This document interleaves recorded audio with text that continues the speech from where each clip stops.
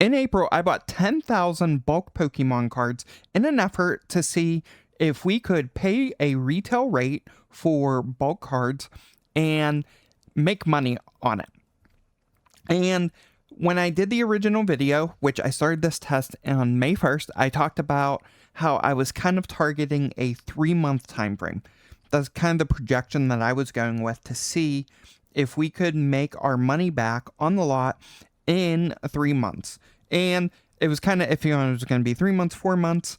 Well, today marks the official end of that 3-month period. So we started on May 1st and we ran it through until July 31st. And today we're going to be taking a look at those results. And before we jump into this, if you're unfamiliar with what I bought, it's actually over here on Cool Stuff Inc., who is who I bought it from. And again, this was not procuring bulk from a typical like marketplace deal, anything like that. It was actually buying, which is essentially sifted bulk from a retail game store. And this was actually a really large game store that you can buy online and have it shipped to you. Now, when I bought this, you can see this is my receipt here. So I bought 10 of the 1,000 assorted Pokemon cards. At the time, it was $37.99. So we're looking at $379 plus shipping. Our total cost was $406.51, including shipping and everything. So that's what we were working on making back. They have since increased the price of their bulk lot after I made that purchase. So it is now $44.99. So if you were going to try to do this now, it's definitely going to cost you more than when it cost me back then. Currently, they have 8 in stock. At the time, I was able to secure 10. And so we started that test and we did 5,000 on eBay and 5,000 on TCG Player. We ran that for the first month to kind of see how things would lay out.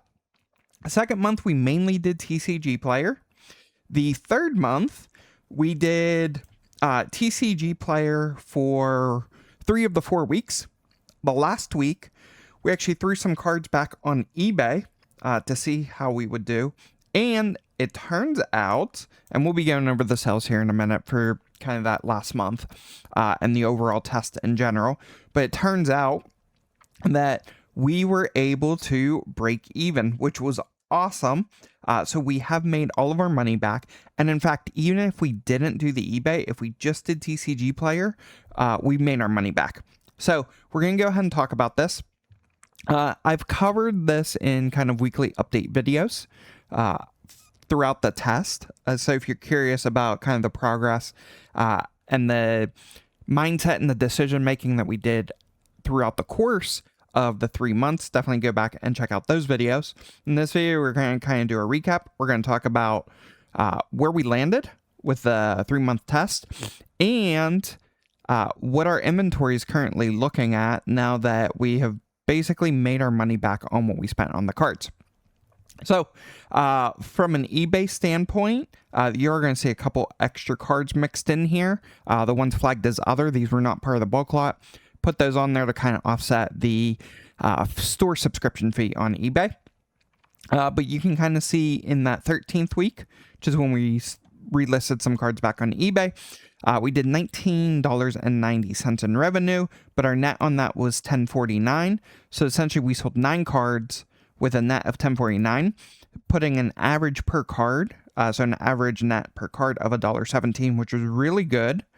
And then on TCG Player, over the past couple of weeks, we did really well. So one of the things that I did is, if you're unaware, there is a new USPS policy for rural mail delivery. Anything that is 3 ounces or more is charged at a £1 rate. There's no way to know this really until it kind of hits that destination if it's a rural delivery. So basically what has happened is I had an order on TCG Player that was right at like that 3 ounce mark. Sent it out, person lived in a rural area, and USPS hit him with a $6.99 charge. So unfortunately, that was a bulk lot, and that total order was only $10. So on top of me paying, 3 stamps worth of shipping, which is like $1.34, something like that, I also had to pay, I had to basically reimburse him $6.99 because of that upcharge. So what I've done is I got rid of free shipping and I switched everything back to I'm always charging $1.49 shipping, regardless of what the order is. So that's bringing up my net per order, and that's going to be indicative of these past couple weeks here. And but what that's doing is that's also offsetting in that scenario. If somebody does do a larger order, kind of how I'm handling those orders that are like that 2.9 to 3.2 ounce range, just because of that new policy. So we've got in this past week, we did just under $38 in revenue. We did $27.64 net. So that is after shipping charges, after shipping supplies, everything. That put us an average of 20 cents per card. We sold 135 cards this week on TCG Player, which was awesome. Last week, we sold 30 cards with a net of $13.21. You can see that our average per card last week was actually a lot higher. It was 44 cents per card. And that is because this week I dropped my floor price. So I'm playing around with, because I'm charging for shipping, I can essentially sell under market and drop my floor price a lot lower, because on those smaller orders, I'm still guaranteed to have that shipping, where I may have not had that if it was like a $5 order in the past. So it's advantageous for me to actually drop my prices lower below market. So I can actually go like, potentially I could get like 20% under market. Right now I'm sitting at like that 5 to 10% under market. And that is really helping with sales. Obviously that does cut into the profit margin a little bit, but it helps move a bunch of cards that otherwise probably wouldn't move. So taking a look at the overall numbers, you can see that we have a profit now. So this is our first week that we actually have a profit on the slots. So we spent $406.51 on the cards. We've made back $419.16. That means that we are now in the profit of $12.65. And you may say to yourself, oh, you've only made 3% GP on that. While that is true, we still have over 80% of the inventory. So we've sold 2,120 cards to break even on that. We still have 8,880 cards. And the reason this is higher than 10,000 is when I got the boxes from Cool Stuff, it turned out that they put 5,100 cards in each box, not 5,000. Or sorry, they put 1,100 cards in each box, not 1,000. So we ended up, because we bought 10 of those, we ended up with an extra 1,000 cards basically for free on top of what we thought we were paying. So we ended up getting 11,000 cards instead of 10,000. And so that is why you're seeing that number here a little bit higher. So, but what that means is we currently have 8,880 cards left in our inventory that essentially have a $0 cost basis, since we've already made our money back on the cards that we've sold. So from this point forward, any of these cards we sell, it doesn't matter what we sell them for, we are in the profit, as long as we sell it for above whatever the shipping cost might be. Because I'm charging shipping, technically I could take these cards that I could take these 8,880 cards down to a cent, and I would still be profiting on each and every single one of them. So that is awesome. Obviously, we're not going to do that. We're keeping the pricing as is. But this is the power of buying bulk lots, making your money back as quickly as possible, and then essentially you have that excess inventory now sitting there that it doesn't really matter what you sell, and eventually everything will sell. May take time. But we're looking at, just under 9,000 cards of inventory, which, right, we're looking at just over 80%. So really good. Before I jump into the individual cards, I also took a snapshot of all the cards that I sold and how many from each set sold, and kind of what the net on each of those were. So just kind of wanted to show you guys this. So we had some Ascended Heroes, 44 cards from Ascended, 23 from Astral Radiance. There was one base set card in there that we sold. 4 from Battle Styles, 3 from Black Bolt, 23 from Brilliant Stars. Champion's Path is actually in here twice because of a typo, but that's 14 cards from it. Chilling Reign had 11. Cosmic Eclipse, we had 1 Cosmic Eclipse card sale. 3 from Crimson Invasion, 10 from Crown Zenith, 8 from Darkness Ablaze, 16 deck exclusives, 46 from Destined Rivals, 1 from the Diamond and Pearl Trainer Kit was in there. So one of the nice things about cool stuff when you buy bulk from them, especially when you buy larger quantities, they actually grab a few cards from every set. So the majority of what you get is going to be from current generation, prior generation. But then they sprinkle in a ton of cards from every set, from base set, from WotC era, all the way up to current. So you're going to see that we had a bunch of stuff in here. So we had 8 Evolutions cards, 77 Evolving Skies, 2 Fates Collide, 3 Forbidden Light, 37 Fusion Strike, 19 Hidden Fates cards, 37 Journey Together. There was a Jungle card in there, 16 from Lost Origin. Actually 17 from Lost Origin, 1 from Lost Thunder, 40 from Mega Evolution, actually 71 cards from Mega Evolution's base set, 26 from Obsidian Flames, 17 from Paldea Evolved, 9 from Paldean Fates, 5 from Paradox Rift, 10 from Perfect Order, and then 23 from Phantasmal Flames, 3 from Plasma Freeze, 1 from Plasma Storm, 190 cards from Pokemon Go. Pokemon Go is just one of those sets people like to buy up, especially like the common Pikachus, the Charmanders, the Bulbasaurs, and Pokemon Go, there was tons of cards in there, so that was nice to see. Prismatic Evolutions, 33 cards, 54 from Rebel Clash, 35 from Roaring Skies. There was a lot of Roaring Skies cards in there, just super cool to see. Especially from a XY era set.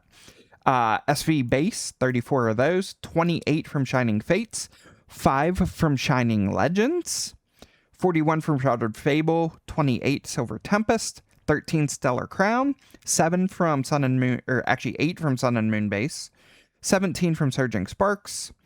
There were 31 from 151. There was 1 Sword and Shield promo in there. There were 2 team up cards that sold, 20 Temporal Forces, 45 Twilight Masquerade. There was an Unbroken Bonds card that sold in there, and then also 2 Unified Minds. This Various that you're seeing, 865, this is the simulated buy that I did for my personal collection. Vivid Voltage, there were 72, White Flare had 19, and there was 1 WotC promo card in there that sold as well. So that basically puts us at 2,120 cards sold. The revenue across those is $620.87. Our net was $419.16. So that is what's putting us in the profit. And we're just going to go over really quick the cards that sold this week. So we're going to look at week 13. You're going to say there's a bunch of Pokemon Go in here. Somebody came in, they bought a bunch of Bulbasaurs, Charmanders, and War Turtles. So big order there of 85 cards, all Pokemon Go cards. But you can kind of see 21 cents on Bulbasaur, 19 cents on Charmander. War Turtle was 18 cents, and because we charged shipping for all of those, we did get $1.49 shipping on that order. And the net's not going to be super high on this order. Because of the weight, we did have to send this out in a bubble mailer. So you're going to see, but we actually did somewhat decent on this. You can kind of see 13 cents. These are true net after shipping costs. So we still made at least 10 cents per card on that order. Then somebody came in and bought 4 Beldums from Temporal Forces. Again, another powerful thing with the charging for shipping. That's only a 14 cent card. However, we netted 12 cents on that. So Very cool. And then we had from Fates Collide, we had an End Trainer card that sold for $1.42 plus the $1.49 shipping. So we netted $1.21 on that. The theme that you're going to see here is now that we're charging for shipping, we're almost netting what we're charging for the cards. So the shipping charge is basically covering shipping costs, postage costs, mailing supplies, and also the order fees for the most part. And then there was somebody came in, bought a few Hisuian heavy balls, Rainbow Energy, and then we sold a Plasma Freeze Vaporeon. This was another nice sale, $3.22 plus $1.49 shipping. We netted $2.75 on that card. Pikachu from Crimson Invasion sold for $3. This one sold on eBay. This was one of the ones that I dual listed over to eBay. And we netted $1.01 on that one. And then we had a couple Brock Skeldings from Journey Together, Serrano from Surging, a couple Genesects, a few Buddy Buddy Poffins from Temporal, and 6 Nest Balls from SV Base was another order. And then we had somebody come in and grab some Abras from Mega Evolution Base, Genesect from Shattered Fable, Super Rod from Paldea Evolved, Manaphy from Brilliant Stars, Scoop Up Net from Rebel Clash. So this is a nice thing about listing, having a larger inventory. So they came in and they got some ME era cards. They also got some SV era cards. And they also got some Sword and Shield era cards. And then somebody came in and grabbed Fusion Strike card, some Butterfrees from Rebel Clash, and they even also grabbed an Unbroken Bonds trainer. So another advantage of having a larger inventory, you kind of get those trickle sales, and obviously that trainer from Unbroken Bonds we sold for $1.80, and we netted $1.73 on that. Again, because of that shipping in there is kind of offsetting our fees. So super nice with that. And then on eBay, we sold an Alolan Marowak for $2.50. We netted 93 cents on that. And then somebody came in. This was an interesting order because they bought 5 cards on eBay. I have a buy 2, get 1 free on eBay. So they could have got another card for free, and they just opted not to. So this was rather interesting. But I sold a Lightly Played Wigglytuff from Fates Collide, a Victini from Roaring Skies, Meowth from Roaring Skies, NK from Roaring Skies, and Snorlax from Fusion Strike. These all went to that same buyer. Again, they could have grabbed another card for free. They didn't. Not complaining. Just it's always interesting to see that. Maybe they thought they could only get 1 free, or maybe they just didn't see any cards they were interested in. So our net on each of those was $1.18. We kind of spread that out evenly across those cards. So those were all the cards that sold this week, and that is basically this test wrapped up in a nutshell. We were able to break even. We've got 8,880 cards left over in inventory. I am not going to track the future sales of any of those cards.